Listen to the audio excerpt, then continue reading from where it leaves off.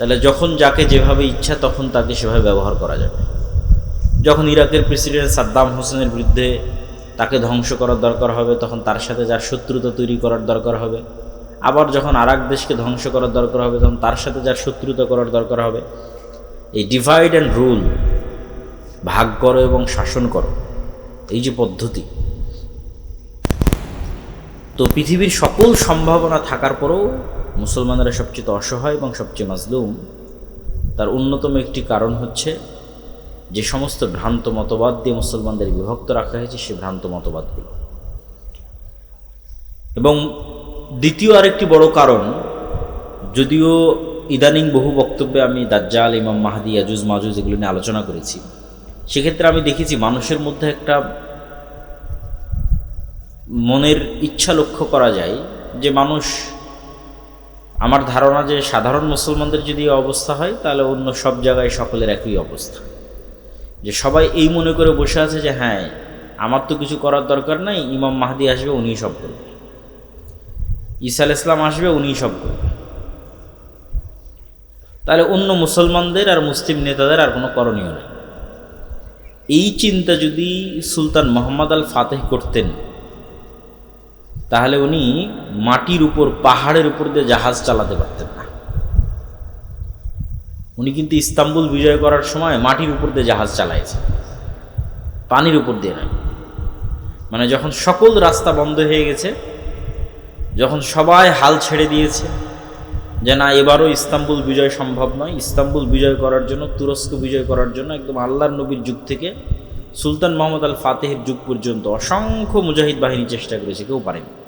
কেন? এটা খ্রিস্টানদের সবচেয়েতে, যেমন আজকের ইতালির রাজধানী রোম, এরকম বাইজেন্টাইন এম্পায়ারের রাজধানী হচ্ছে তুরস্কের রাজধানী কনস্টান্টিনোপল, কুস্তুনতুনিয়া, ইস্তাম্বুল। এটা বিজয় করা এত সহজ নয়। তো যখন সবাই হাল ছেড়ে দিয়েছে, তখনও সুলতান মোহাম্মদ আল ফাতেহ স্বপ্ন দেখছেন যে না ইস্তাম্বুল বিজয় সম্ভব।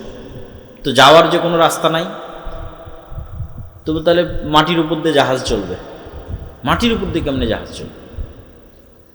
তো বলে নিচে কাঠ বিছাও, কাঠের উপর তেল লাগাও, আর তার উপরে জাহাজ উঠাও, তেলের ঘর্ষণে জাহাজ টেনে নিয়ে যাও। তেলের ঘর্ষণে জাহাজ টেনে নিয়ে গিয়ে এমন জায়গায় জাহাজ নামাও যেখানে শত্রু কল্পনাও করেনি যে এখানে জাহাজ নামতে পারে। তো উনি যদি চিন্তা করতেন যে না ইস্তাম্বুল বিজয় করার কাজ তো ইমাম মাহদির, কেন হাদিসে কিন্তু আছে যে কিয়ামতের পূর্ব মুহূর্তে ইস্তাম্বুল বিজয় হবে। তো ইস্তাম্বুল বিজয়ের কাজ যেহেতু ইমাম মাহদির, তা আমার করে কী লাভ? আমার করে তো কোনো লাভ নাই। আর সুলতান সালাহুদ্দিন আইয়ুবী যদি মনে করতেন যে মসজিদে আকসা আমি আর কি করতে বিজয় করবো, এই তো ইমাম মাহদির কাজ, তাহলে এখনও ওই খ্রিস্টান ক্রুসেডারদের হাতেই মসজিদে আকসা থাকত। তো রাসূলুল্লাহ সাল্লাল্লাহু আলাইহি ওয়াসাল্লাম আমাদের যে থিওরি শিখিয়েছেন, সেই থিওরিটা হচ্ছে, তোমরা যদি দেখো যে সূর্য পশ্চিম দিকে ঠিকই উঠে গেছে, মানে কিয়ামত হয়ে গেছে, তারপরেও যদি তোমার হাতে একটা গাছের চারা থাকে তাহলে ওটাকে লাগাও। এর নাম হচ্ছে প্রোডাক্টিভিটি। মানে অলস হাত ছেড়ে দিয়ে বসার কোনো সুযোগ নেই। সদা সর্বদা নিজের সময়কে কাজে লাগানো, উঁচু হিম্মত, সৎ সাহস এবং নেতৃত্বের গুণ, এটা কাজে লাগিয়ে সামনের দিকে এগিয়ে যাওয়া। জি না, আপনি হাতের সাথে হাত লাগিয়ে বসে রাখলেন, যেখানে পশ্চিম দিকে সূর্য উঠে গেছে, তখন রাসূল সাল্লাল্লাহু আলাইহি ওয়াসাল্লাম বলতেছে না তোমার হাতে যদি কোনো বীজ থাকে, চারা থাকে, রোপণ করার মতো করো। মানে শেষ সময় পর্যন্ত আমল বা চেষ্টা অব্যাহত রাখতে হবে। এটাই মুসলমানদের কাজ। কেননা কেউ জানে না কখন ইমাম মাহদি আসবে, কখন দাজ্জাল আসবে, কখন কিয়ামত হবে, নির্ধারিত সময় কেউ জানে না। হবে এই কথা ঠিক, হবেই হবে, এটাই নিশ্চিত, কিন্তু ওটার অপেক্ষায় আপনার আর কোনো কাজ নাই, এটা হলো না। তথা আমাদের ইয়াং জেনারেশন, আমাদের মুসলিম উম্মাহ, তাদের কাজ আছে, জ্ঞানে বিজ্ঞানে তাদেরকে সামনের দিকে এগিয়ে যেতে হবে এবং চেষ্টা অব্যাহত রাখতে হবে। যেই মুহূর্তে মুসলমানদের হাতে মোগল সাম্রাজ্য এবং যেই মুহূর্তে উসমানী খেলাফত, এই সুলতান মোহাম্মদ আল ফাতেহেরই পরবর্তীতে উসমানী খেলাফত আরও বৃহৎ আকার ধারণ করে তুরস্ক থেকে, সেই মুহূর্তে ইউরোপ জ্ঞান এবং বিজ্ঞান চর্চা কেবল শুরু করছে 1800 শতক 1700 শতক, কেবল জ্ঞান বিজ্ঞানের চর্চা শুরু করেছে। নতুন নতুন কামান, গোলা বারুদ, গুলি, ঠিক আছে, এগুলো, তারপরে যুদ্ধ জাহাজ, এগুলো কেবল নতুন নতুন আবিষ্কার করতেছে। তো তখন যদি মুসলমানেরা, এই উসমানীয় খেলাফতের মুসলমানেরা অথবা ভারতের মোগল শাসকেরা চিন্তা করতে যে না আমরাও জ্ঞান এবং বিজ্ঞানে বিনিয়োগ করব, এরা এটা করে। তখন ওই ওসমানী শাসকেরাও এবং মোগল শাসকেরাও এরা সব টাকা পয়সা ব্যয় করেছে বিশাল বিশাল ইমারত তৈরিতে, কারুকার্য খচিত তাজমহল, মসজিদ, আরও প্রাসাদ, ভবন, উন্নত উন্নত ইঞ্জিনিয়ারিং, শৈল্পিক কেমনে বিল্ডিং বানানো যায়, এটার পিছনে সব টাকা পয়সা শেষ করে দিয়েছে। তো তাজমহলের পিছনে যা টাকা ব্যয় করেছে ওই টাকা যদি ভারতের মুসলমানদের সন্তানদের জ্ঞানের পিছনে ব্যয় করা হতো, তাহলে হয়তো মুঘল সাম্রাজ্যের পতন নাও হতে পারতো। আল্লাহ আলম, আল্লাহ ভালো জানে। হয়তো যখন ব্রিটিশরা এই দেশে এসেছিল তখন হয়তো তাদের মতো শক্তি সামর্থ্য মুসলমানদেরও থাকতো লড়াই করার মতো। তো একই অবস্থা আজকে মুসলমানদের বিরাজ করছে। এই যে মুসলমানদের তেল আছে, গ্যাস আছে, টাকা পয়সা আছে, রিসোর্স আছে, সমুদ্রের প্রণালী আছে, কিন্তু এই টাকা পয়সাগুলো মুসলমানরা কি করতেছে? বিশাল বিশাল উঁচু উঁচু বিল্ডিং, পর্যটন খাত, যে আমরা পর্যটন খাতকে উন্নত করব, পর্যটন খাতের পিছনে ব্যয় করব, মানুষ আসবে ঘুরতে, এখান থেকে আমরা ইনকাম করব। এই যেটার পিছনে ব্যয়, জ্ঞান এবং বিজ্ঞান শিখার পিছনে কোনো ব্যয় আছে, কিন্তু ওই মাপের ব্যয় নাই যে না আমার মূল টার্গেট জ্ঞান বিজ্ঞান। তো কীরকম ভয়াবহ পরিস্থিতির মুখোমুখি হতে পারে মুসলমানেরা, তা তো চোখের সামনেই দেখা যাচ্ছে। তো এই জন্য আমাদেরও নিজ নিজ সাধ্যের জায়গা থেকে যে না হ্যাঁ আমি আমার জায়গা থেকে কি করতে পারি, আমাদেরকেও আমাদের জায়গা থেকে দুটো কাজ করতে হবে। সৎ নেতৃত্ব কিভাবে তৈরি হবে তার প্র্যাকটিস, জ্ঞান এবং বিজ্ঞানে কিভাবে আমরা সামনের দিকে এগিয়ে যাব তার চেষ্টা। আমাদের বিশ্ববিদ্যালয়গুলোর অবস্থা আরও শোচনীয়। আরব বলেন, পারস্য বলেন, তারা মোটামুটি তাও কিছু আছে, আমাদের দেশে তাও নাই। এখানে অতটুকুও নাই, এখানে শুধু চেতনা বিক্রি হয়, সভাপতি আর সহসভাপতি পদ বিক্রি হয়, আর দলীয় এবং ছাত্র রাজনীতি এবং অস্ত্র মারামারি গণ্ডগোল এটাই শেখানো হয়। এবং সেখান থেকে বের হয় চাঁদাবাজ, সেখান থেকে বের হয় সন্ত্রাস, সেখান থেকে বের হয় দুর্নীতিবাজ। দেশের জন্য কিছু করবে এরকম প্রজন্ম তৈরি হয় না। ফলত 52 বছরও এই দেশে বলার মতো কিছু নাই, যে এই দেশের কিছু হয়েছে, কিছু আছে, এরকম নাই। না ডিফেন্স সিস্টেম, না সামরিক খাত, না অন্য আর কোনো জ্ঞান গবেষণা। কোথাও বাংলাদেশ বলতে পারবে না যে না এই জায়গায় আমি নিজের পায়ে দাঁড়িয়ে আছি। তো এই যে আমাদের ভয়াবহ অবস্থা, এটার থেকে বের হওয়ার জন্য পড়াশোনা, জ্ঞান বিজ্ঞান এবং নেতৃত্বের গুণাবলীর বিকাশ কিভাবে হবে? আগের বহু বক্তব্যে তুলে ধরা আছে যে সত্যবাদিতা এবং ন্যায়পরায়ণতাই হচ্ছে নেতৃত্ব বিকাশের একমাত্র রাস্তা। যে কোনো মানুষ চিন্তা করবে যে আমি শতভাগ সত্য বলবো এবং শতভাগ ন্যায় প্রতিষ্ঠা করব, সেই নেতা। প্রথমে কোথায় করতে হবে? প্রথমে পরিবারে, তারপরে কোথায় করতে হবে? আশেপাশে। পরিবারে আমি আমার স্ত্রীকে হক দেই না, মানে আমি নেতা নই, আমার মধ্যে নেতৃত্বের যোগ্যতা নাই, আমাকে দিয়ে আল্লাহ সুবহানাহু ওয়া তাআলা নেতৃত্বের খেদমত নেবেন না। বাবা মায়ের কথা শুনি না, বাবা মায়ের হক আদায় করি না, মানে আমি নেতা নই। নিজের বোনকে পিতার সম্পত্তিতে ন্যায়ের সাথে ভাগ দেইনি, তার মানে আমি নিজেই জালেম, আমি ন্যায় প্রতিষ্ঠাকারী নই। তাহলে নেতা তৈরি হয় এই দুইটা জিনিসের উপর ভিত্তি করে, সত্য বলা এবং ন্যায় প্রতিষ্ঠা করা। তা আমরা মসজিদ মাদ্রাসায় সালাত, সিয়াম, হজ, যাকাত, দোয়া, দরুদ সবই শিখিয়েছি, কিন্তু দেখবেন ওখান থেকে বের হয়ে ওই আলেম, ওই মাওলানা, মাদ্রাসা শিক্ষক, ইসলামী দলের নেতা কর্মী কারোর মধ্যেই এই দুটো গুণের নাই, সত্যবাদিতা নাই, ন্যায় নিষ্ঠা নাই। সালাত সিয়াম হজ জাকাত আছে, ফলত সেও আর নেতা হতে পারতেছে। কিন্তু নেতা হতে হলে তাকে এই দুটো গুণ লাগবে। আমরাও নেতা হতে পারতেছি না এই দুটো গুণের অভাবে। শতভাগ সত্যবাদিতা না থাকা এবং শতভাগ ন্যায়পরায়ণতা না থাকা, এটি দিয়েই নেতা তৈরি হয়। এটার প্র্যাকটিস এবং কালচার আমাদের মধ্যে নিয়ে আসতে হবে। আল আমরু বিল মারুফ ওয়ান নাহি আনিল মুনকার, সৎ কাজের আদেশ দিতে হবে, অসৎ কাজে বাধা দিতে হবে। অসৎ কাজ মানে শুধু গান বাজ না হলে এটা অসৎ কাজ। অসৎ কাজ মানে মেয়ে মানুষ বেপরদায় ঘুরলে এটা অসৎ কাজ, শুধু এগুলো অসৎ কাজ নয়। অসৎ কাজ মানে আর একজনের পুকুরে মাছ ছাড়বে, তো আর এক নেতা এসে বলতেছে তাকে চাঁদা না দিলে মাছ ছাড়তে দিবে না, এটাও অসৎ কাজ। এটাও যেদিন মসজিদ এবং মাদ্রাসা থেকে বাধা দিতে পারবে ন্যায়ের সাথে, ওই দিন ওখান থেকেই নেতা তৈরি হবে। অন্যায়ের প্রতিবাদ করতে গিয়ে নেতা তৈরি হবে, এবং সেখান থেকে নেতা তৈরি হলো কোন নেতাকে আল্লাহ কবুল করবে আল্লাহ সুবহানাহু ওয়া তাআলা বলেন। যে কোনো একজন নেতাকে আল্লাহ কবুল করতে পারে, কিন্তু এই কালচার তো নাই যে আল আমরু বিল মারুফ ওয়ান নাহি আনিল মুনকার, এটার কালচারটাই তো নাই। এই কালচারটা তৈরি করতে হবে যে না, আমি অসৎ কাজে বাধা দেব। অসৎ কাজ মানে সকল অসৎ কাজ, মানুষের সাথে যে অসৎ কাজ অন্যায় হচ্ছে ওটা তো বাধা দেবে। এই বাধা দিতে গিয়ে আপনি নেতা হয়ে যাবেন, আর বাধা না দিয়ে চুপচাপ থাকবেন, কোনোদিন নেতা হতে পারবেন না, নেতা হওয়া সম্ভব না। আর জ্ঞান এবং বিজ্ঞানের ক্ষেত্রে অন্তত ন্যূনতম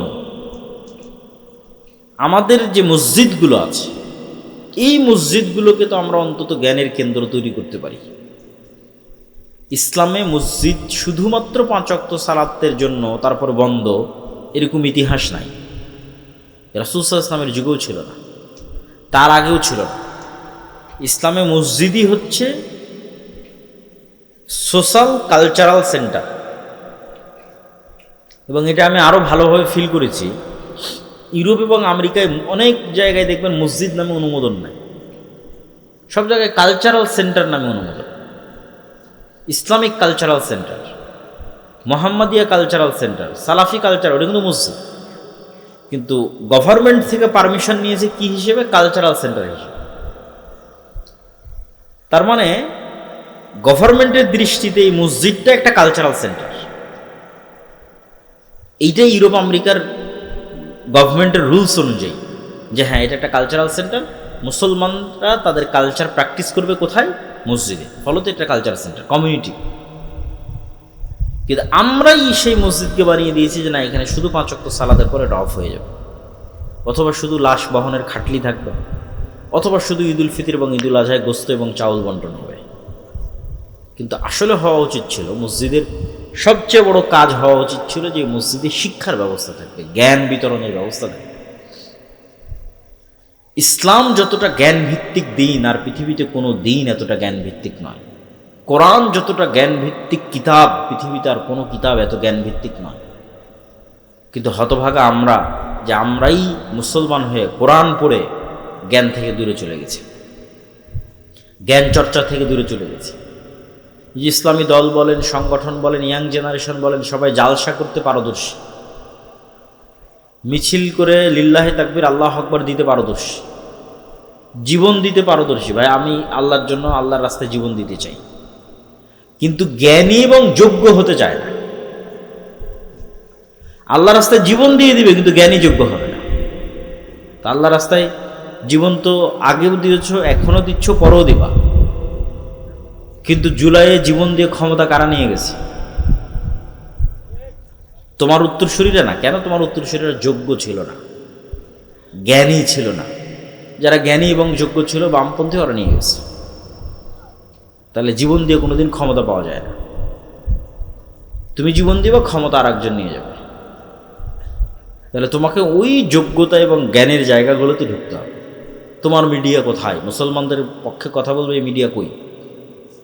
এই মিডিয়ার জন্য তো আর জীবন দেওয়া লাগবে না, এই মিডিয়া তৈরি করার জন্য জ্ঞান এবং যোগ্যতা লাগবে। মুসলমানদের একটা ইংরেজি মিডিয়া থাকবে, আরবি মিডিয়া থাকবে, সেটা কই? এটার জন্য জীবন দেওয়া লাগবে না, এটার জন্য জ্ঞান এবং যোগ্যতা লাগবে। ব্রাকের মতো মুসলমানদের কোনো অর্থনৈতিক প্রতিষ্ঠান নাই, কই? এটার জন্য জীবন দেওয়া লাগবে না, জ্ঞান এবং যোগ্যতা লাগবে। এবং আজকেও যে ফাইটটা হচ্ছে পৃথিবীতে, দেখা যাচ্ছে যে একটা সময় মনে করা হতো যে যার হয়তো শুধু পারমাণবিক অস্ত্র আছে সেই যুদ্ধে জিতবে, এবং এটাই যুদ্ধের একমাত্র লাস্ট রেজাল্ট, এবং যার দেখা যাচ্ছে বিশাল বিশাল বিমান আছে সেই জিতবে। কিন্তু নিকট অতীতে পাকিস্তান এবং ভারতের যুদ্ধে, তারপরে পাকিস্তান আফগানিস্তান, এখন ইরান এবং ইসরায়েল, এই যুদ্ধগুলোতে যে দেখা যাচ্ছে যে না, ন্যূনতম ড্রোন বানানোর জ্ঞান থাকলেই একটা যুদ্ধকে কন্ট্রোল করে ফেলা যায়। রাশিয়া এবং ইউক্রেন যুদ্ধ চলছেই ড্রোনের উপর দিয়ে। যে যত ভালো ড্রোন বানাতে পারে, যে যত ভালো ড্রোন উড়াতে পারে, এই একটা $50,000 একটা ড্রোন ধ্বংস করতে আপনার কয়েক বিলিয়ন ডলারের মিসাইল নিক্ষেপ করতে হচ্ছে, যে আকাশে আমি এই ড্রোনটাকে ধ্বংস করব। এই $50,000 একটা ছোট্ট ড্রোন গিয়ে আপনার কোনো তেল শোধনাগার, কোনো বড় কোনো কোম্পানি কোথাও গিয়ে পড়ে যাচ্ছে, আগুন লেগে যাচ্ছে, মানুষ ভয় পেয়ে যাচ্ছে। তো দেখা যাচ্ছে যুদ্ধের চিত্রই পাল্টে যাচ্ছে ইউক্রেন এবং রাশিয়ার যুদ্ধ থেকে না আজ পর্যন্ত ড্রোনই সব কিছু। তো জ্ঞান এবং বিজ্ঞানের সাথে যতক্ষণ মুসলমানেরা কানেক্টেড না হচ্ছে, মসজিদকে যতক্ষণ জ্ঞানের মার্কাজ না বানাচ্ছে, এবং জ্ঞান চর্চার যতক্ষণ চেষ্টা না করতেছে, শেখুল ইসলাম ইবনে তাইমিয়া রাহিমাহুল্লাহ বলেছেন প্রত্যেক মুসলমানের জন্য কোরআন নিজে বুঝতে পারবে এরকম এতটুকু জ্ঞান অর্জন করা ফরজ। আমরা মোটামুটি আছি যে হ্যাঁ কোরআন পড়তে পারি, এরকম আছে অনেকে। কোরআন পড়তে পারে না এরকমও তো অসংখ্য হাজার হাজার। কিন্তু কোরআন যে নিজে পড়ে বুঝবে এরকম জ্ঞান শুধু মাদ্রাসার ছাত্রদেরই আছে, তাও অনেক অল্প। মাদ্রাসাতেও যারা পড়ে তাদের অনেকে ভালো বোঝে না। অথচ ইবনে তাইমিয়া রাহিমাহুল্লাহ বলছে এটা প্রত্যেক মুসলমানের উপর ফরজ, যে সে কোরআন নিজেই বুঝবে, অন্তত আরবিটা বুঝতে পারবে। নাহলে তো পরিবর্তন হবে না। পরিবর্তন হওয়ার জন্যই আল্লাহ কোরআন দিয়েছে, আপনার অন্তরে প্রভাব বিস্তার করার জন্যই আল্লাহ সুবহানাহু ওয়া তাআলা কোরআন দিয়েছে। এটা যদি আপনি যতক্ষণ নিজে ফিল এবং অনুভব না করতে পারবেন, আপনি হেদায়েতের রাস্তা পাবেন না। শেষ জামানায় ইমাম মাহদিদের সময়ে, ঈসা আলাইহিস সালাতু ওয়াস সালামের সময়ে যারা জেরুজালেম বিজয় করবে, ইস্তাম্বুল বিজয় করবে, রোম বিজয় করবে, ভারত বিজয় করবে, এরকম দেশগুলো যারা বিজয় করবে, তারা ওই মানের ইমান কোথায় থেকে সংগ্রহ করবে? নবী তো নাই, মুহাম্মদ সাল্লাল্লাহু আলাইহি ওয়াসাল্লাম তো নাই, সাহাবীরা তো নাই, কিন্তু ওদের ইমান সাহাবীদের মতোই, সাহাবীদের কাছাকাছি। মদিনার সর্বশ্রেষ্ঠ ইমানওয়ালা মানুষগুলো বের হয়ে আসবে। কেমনে তারা ইমানটা তৈরি করবে? কোরআন দিয়ে।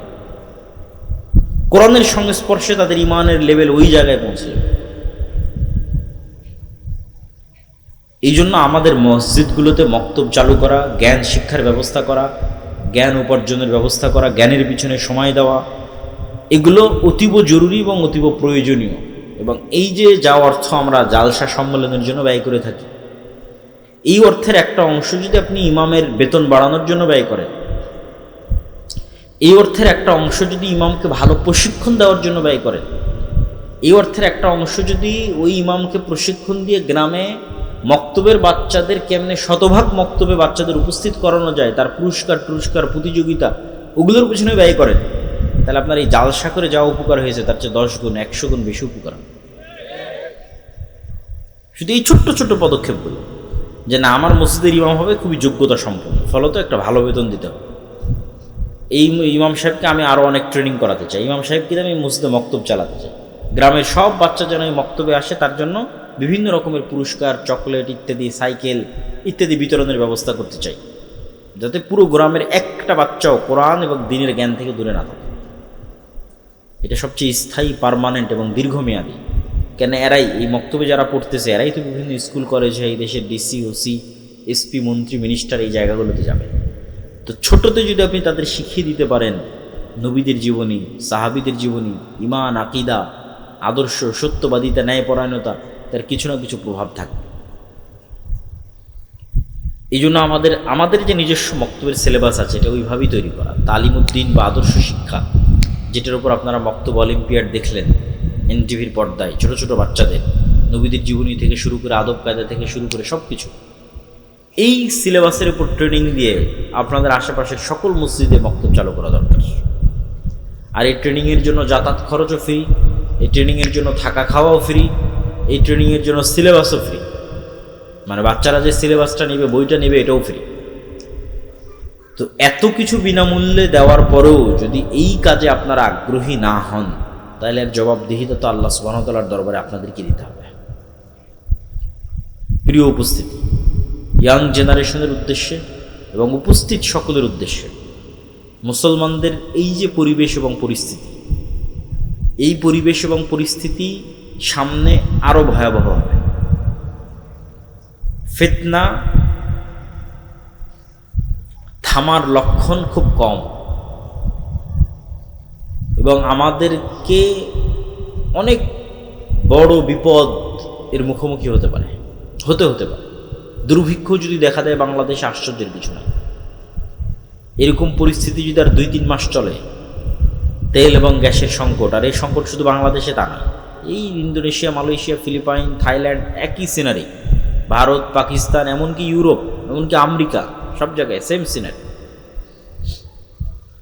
ফলত এটা বিশ্বের অর্থনীতিতে যে প্রভাব আসবে, এই প্রভাব আমাদের দেশে যখন পড়বে, তখন এখানে দুর্ভিক্ষ দেখা দিত।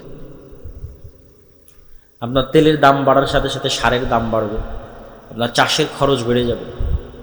ফলত সকল দিক থেকে আমরা একটা বিপদ মুহূর্ত এবং ফিতনাময় মুহূর্তের দিকে পড়ে যাব। এবং এই শেষ জামানাগুলোতে দাজ্জাল বা দাজ্জালীয় শক্তির যে ফিতনা, এই ফিতনা থেকে বাঁচার একটাই উপায়, এটা বলে আমার বক্তব্য শেষের দিকে চলে যাব, যে এইরকম ভয়ঙ্কর মুহূর্তগুলোতে আপনি কীভাবে ফিতনা থেকে বাঁচবেন। আজকে যদি আমি আপনাকে বলি, মানে আমাকেও যদি কেউ বলে যে ভাই তুমি যদি এই কথা মানো তাহলে তোমার গাড়িতে তেল দিব, তা আমি তো মনে হয় সন্দেহে পড়ে যাব যে এই কথা মেনে নিয়ে তেল নেওয়াই ভালো। তো এর চাইতে ভয়ঙ্কর ঘটনা তো দাজ্জাল ঘটাবে। এই তেল নয়, দাজ্জাল বলে আকাশ বৃষ্টি বন্ধ করে দেবে, জমিন ফসল বন্ধ করে দিব। হয় আমাকে রব মানো, নাহলে আকাশের বৃষ্টি বন্ধ, জমিনের ফসল বন্ধ। তো এখন যদি আপনাকে বলি যে ভাই তুমি এই কাজ না করলে তোমার তেল নাই, তোমার মোটর সাইকেলে তেল নাই, তোমার গাড়িতে তেল নাই, তো সবাই যে ইমান বিক্রি করবে, কয়জন ইমান নিয়ে থাকবে? তো এই ফিতনার সময়গুলো আমাদের ইন্ডিকেট করছে, বুঝাচ্ছে যে আপনি কিভাবে ফিতনা থেকে বেঁচে থাকবেন। ফিতনা থেকে বেঁচে থাকার জন্য 2টা রাস্তা ছাড়া আর কোনো রাস্তা নেই আমার জানা নাই, যে ফিতনার সময় আমরা ফিতনা থেকে বেঁচে থাকবো। 1, পরকালের প্রতি অগাধ আস্থা, যেন আমি পরকালই আছি, পরকাল যেন দেখে নিয়েছি, পরকাল যেন আমি স্বাদ আস্বাদন করে নিয়েছি, আমি যেন মারা গেছিলাম, মৃত্যুবরণ করে জান্নাত জাহান্নাম কবর ঘুরে তারপরে আবার দুনিয়াতে এসেছি। পরকালের প্রতি এই লেভেলের অগাধ আস্থা। আব্দুর রহিম যে মৃত্যু এবং কবরের বর্ণনা শোনাচ্ছিল, জান্নাত জাহান্নামের বর্ণনা শোনাচ্ছিল, এটার প্রতি যতক্ষণ অগাধ আস্থা তৈরি না হবে, ততক্ষণ আপনি দুনিয়া বিসর্জন দিতে পারবেন না। দুনিয়া তখনই বিসর্জন দিতে পারবেন যখন জান্নাতে আপনার জায়গাটা দেখতে পাবেন, যে হ্যাঁ জান্নাত হচ্ছে আসল জীবন। ওমাল হায়াতুদ দুনিয়া ইল্লা লাইবুন ওয়া লাহু, দুনিয়া তো খেল তামাশা মাত্র। ওমা ইনদাল্লাহ খায়রুন ওয়া বাক, আল্লাহর নিকটে যা আছে ওটাই উত্তম এবং ওটাই চিরস্থায়ী, তথা পরকাল। এই পরকাল দেখতে পাওয়ার কারণে আসহাবুল উখদুদের সম্ভব হয়েছিল আগুনে ঢুকে যাওয়া। সূরা বুরুজের মধ্যে আসসামা ইযাতিল বুরুজ ওয়াল ইয়াউমিল মাউউদ ওয়া শাহিদু ওয়া মাশহুদ কুতিলা আসহাবুল উখদুদ, যে তাদের বলা হলো হয় ঈমান ছাড়ো না হয় আগুনে ঢোকো। তোরা আগুনে ঢুকে গেছে, তো কেমনে সম্ভব যে আপনি আগুনের মধ্যে স্বেচ্ছায় ঢুকে জ্বলে পুড়ে যাবেন? তখনই সম্ভব যখন আপনি আগুনের মধ্যে জান্নাত দেখতে পাবেন, আর ওই আগুন থেকে পিছনে যখন জাহান্নাম দেখতে পাবেন। যে আমি যদি আগুনে না ঢুকি, ঈমান ত্যাগ করি, তাহলে পিছনে আমার বাড়ি ঘরে আসলে জাহান্নামের আগুন অপেক্ষা করছে। এটা যখন আপনি স্বচক্ষে দেখতে পাবেন যে এই সামনে যে আগুন জ্বলতেছে এটা তো জান্নাত, তখন ঢুকে যাবে। এই সেম ঘটনা দাজ্জাল ঘটাবে, বলবে দাজ্জালের জান্নাত জাহান্নাম, দাজ্জালের জাহান্নাম জান্নাত। পরকালের প্রতি অগাধ আস্থা ছাড়া আপনি ঈমান বাঁচাতে পারবেন না। সামান্য কিছুর বিনিময়ে ঈমান বিক্রি করে দেবেন, 1 টাকা অবৈধ 1 টাকার লোভে, সামান্য অর্থের লোভে, সামান্য ফসলের লোভে, সামান্য খাবারের লোভে। আর যখন আপনি মাটি কামড়ে পড়ে থাকবেন যে না খেয়ে মরে যাব, কিন্তু ঈমানের উপর মারা যাব, কারণ এটাই আলটিমেট সফলতা, সর্বোচ্চ সফলতা। ঈমানের উপর মরতে পারা, এটাই সফলতা, দুনিয়া অর্জন করা সফলতা। তাহলে পরকালের উপর অগাধ আস্থা ছাড়া শেষ জামানার ফিতনা থেকে বাঁচা সম্ভব নয়। 2, আল্লাহর ক্ষমতা এবং শক্তি সম্পর্কে জ্ঞান অর্জন। আল্লাহর ক্ষমতা, শক্তি, সাহায্য, তাওহীদ, এগুলো দিয়ে কোরআন পরিপূর্ণ। 3, সালাতের উপর অটল থাকা। তাওহীদ কত গুরুত্বপূর্ণ যে ইব্রাহিম আলাইহিস সালাতু ওয়াস সালাম আল্লাহ সুবহানাহু ওয়া তাআলার নিকটে দোয়া করছেন, রব্বি জাআল হাযাল বালাদা আমিনা ওয়াজনুবনি ওয়া বানিয়া আন না'বুদাল আসনাম।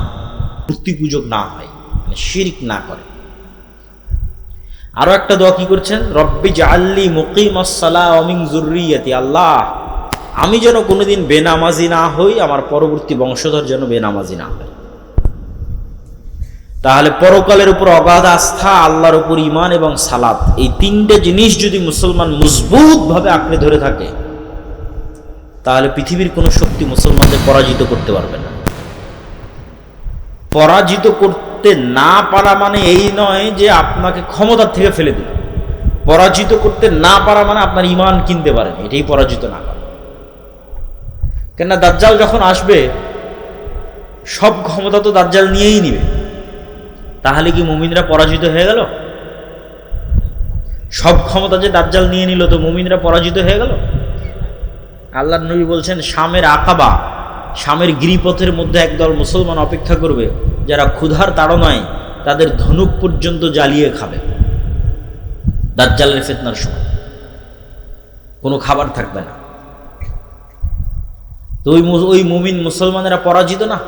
ওর ঈমান যে দাজ্জাল কিনে নিতে পারেনি, এটাই হলো ওদের সফলতা। ওরা বিজয়ী, দাজ্জাল পরাজিত। তা আপনি সালাতের উপর অটল আছেন, ঈমানের উপর অটল আছেন, এবং পরকাল দেখতে পাচ্ছেন, এবং পরকালের কারণে দুনিয়ার যে কোনো কিছু আপনি বিসর্জন দিতে পারেন জান্নাতের জন্য। এটার উপর যতক্ষণ অটল থাকতে পারবেন, ততক্ষণ আপনি ফিতনা মুক্ত থাকবেন। ফিতনা যত বড়ই হোক, শেষ জামানার ফিতনা হোক আর শুরুর জামানার ফিতনা হোক। কেননা মৃত্যু মুসলমানদের কাছে একটি কাঙ্ক্ষিত বিষয়। মৃত্যু মুসলমানদের কাছে অকাল নয়, মৃত্যু মুসলমানদের কাছে ভীতির নয়, মৃত্যু মুসলমানদের কাছে ছটপট করে বাঁচার জন্য নয়। মৃত্যু মুসলমানদের কাছে অগ্রিম প্রস্তুতি, মরা ব্যর্থতা নয়। যার 200 মানুষ মারা গেল, 5000 মানুষ মারা গেল, 72,000 মানুষ গাজায় মারা গেছে, এটা ব্যর্থতা নয়। মরার জন্যই তো পৃথিবীতে আসা হয়েছে। পৃথিবীতে তো আমরা এসেইছি মরার জন্য। যদি মরা এতই ভয়ঙ্কর ভয়াবহ কিছু হতো, তাহলে সাহাবীরা আর জিহাদ করতেন না, রাসূল সাল্লাল্লাহু আলাইহি ওয়াসাল্লাম আর জিহাদ করতেন না, যুদ্ধ করতেন না, শহীদ হতেন না। তো যুদ্ধ অবতীর্ণই হয়েছে শহীদ হওয়ার জন্য। তাহলে মৃত্যু অত্যন্ত স্বাভাবিক এবং অতিকাঙ্ক্ষিত একটি বিষয়, যদি সেটি নাফসে মুতমাইন্না হয়। ইরজিই ইলা রাব্বিকি রাযিয়াতাম মারজিয়া, যে প্রস্তুত আল্লাহর সাথে সাক্ষাতের জন্য, যে প্রস্তুত আল্লাহর কাছে ফিরে যাওয়ার জন্য। অর্থ এটাই আনন্দ যে সে মৃত্যুবরণ করবে, এটাই তো আনন্দ। কেন আজ থেকে 10 দিন পর তো মৃত্যুবরণ করতেই হবে, আজ থেকে 50 দিন পর তো মৃত্যুবরণ করতেই হবে। তাহলে মৃত্যুর ভয়ে মুসলমান কিছু করে ফেলবে, এটা অসম্ভব। বরং মুসলমান মৃত্যুকেই আলিঙ্গন করবে, কিন্তু তার ঈমান, তার সালাত, তার পরকালের প্রতি বিশ্বাস, এগুলো বিসর্জন দিবে না, এটাই শান্তি। এই জন্য 1 টাকাও অবৈধ অর্থের প্রতি লোভ থাকা যাবে না। আপনার যদি 1 টাকা অবৈধ অর্থের প্রতি লোভ থাকে, আপনি পৃথিবীর এই ফিতনা থেকে বাঁচতে পারবেন না। দাজ্জালের ফিতনা থেকে বাঁচা আপনার পক্ষে সম্ভব নয়। কেন আপনি ওই 1 টাকা অবৈধভাবে উপার্জন করেছেন, মানে আপনি 1 টাকার কাছে বিক্রি হয়ে যাবেন।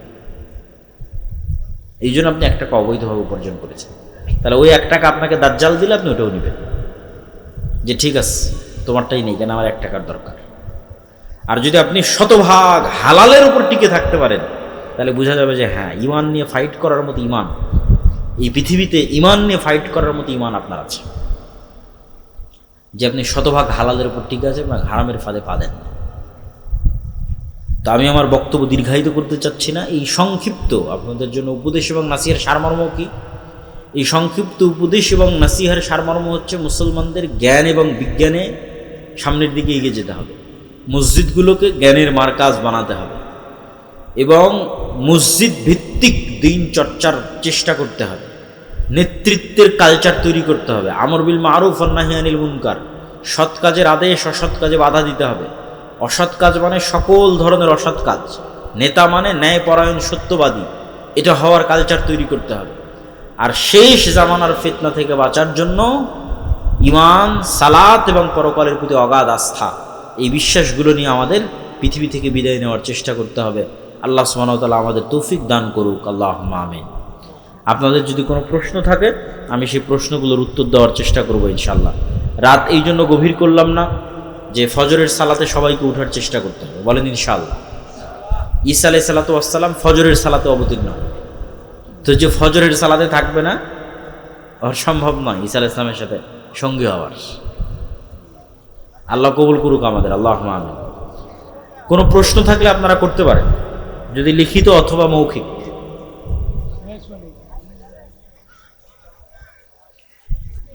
আপনারা হইচই না করে একটু, আচ্ছা, আল্লাহর পথে যাত্রা এই বইটা লেখাই হয়েছে ঈমান মজবুত করার জন্য। যদি থাকে, আমি জানি না আছে কিনা, গাড়িতে যদি থাকে বইটি নেওয়ার চেষ্টা করতে পারেন।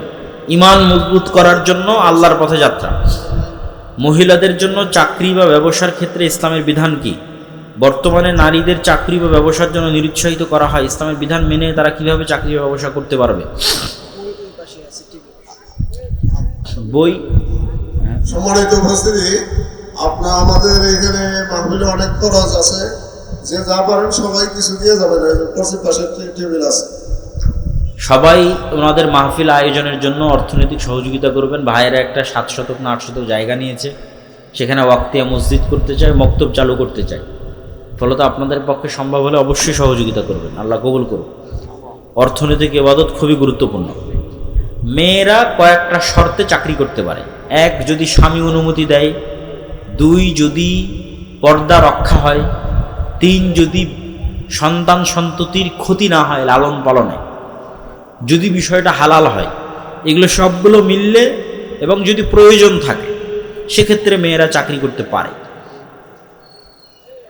ফরজ নামাজে এবং ফ্রি মিক্সিং না থাকে। ফরজ নামাজে কেউ যদি পরে সামিল হয় সেক্ষেত্রে সে কি আল্লাহু আকবার বলে তাকবীরে তাহরিমা দিয়ে হাত বেঁধে পরে ইমাম যে অবস্থায় আছে সে অবস্থায় যাবে, নাকি শুধু আল্লাহু আকবার বলে ইমামের হালাতে সামিল হবে? রাসূল সাল্লাল্লাহু আলাইহি ওয়াসাল্লামের আদেশ অনুযায়ী বোঝা যায় সরাসরি ইমাম যে অবস্থায় আছে সেখানে সামিল হবে। ইসলামী মাহফিলের শ্রোতারা বাদাম খায় আর ওয়াজ শুনে, ইসলামের দৃষ্টিতে এটা কি জায়েজ? কোনো সমস্যা নাই। রাসূল সাল্লাল্লাহু আলাইহি ওয়াসাল্লাম বা তার সাহাবীরা দিনের কথা বলার সময় এরকম কিছু করতেন কিনা? দিনের কথা মনোযোগ দিয়ে শোনার ক্ষেত্রে এই ধরনের কাজ থেকে বিরত থাকতে পারে, কিন্তু এটাকে সরাসরি হারাম বলা যাবে না। হারামের মতো কিছু নয় এটা। আমি আমার স্বামী সালাত আদায় করি, কিন্তু আমার সন্তানরা সালাত আদায় করে না, তাদের কারণে কি আমরা জাহান্নামে যাব? প্রথমত আপনার সন্তানদের সালাত আদায় শিখাতে পারেননি, সালাত আদায়ের অভ্যাস গড়তে পারেননি, এটা আপনার ব্যর্থতা। এটা আপনাকে স্বীকার করতেই হবে। বই এত পরে নিয়ে আসলে হবে? ড্রাইভার কই গেছে? তো তোমরাই বিক্রি করো, তোমরাই ওই গায়ে যেটা আছে ওইটাই ধর। মানুষজন যেহেতু নিতে আসছে না, মানুষজনকে ফিরাবা কেন?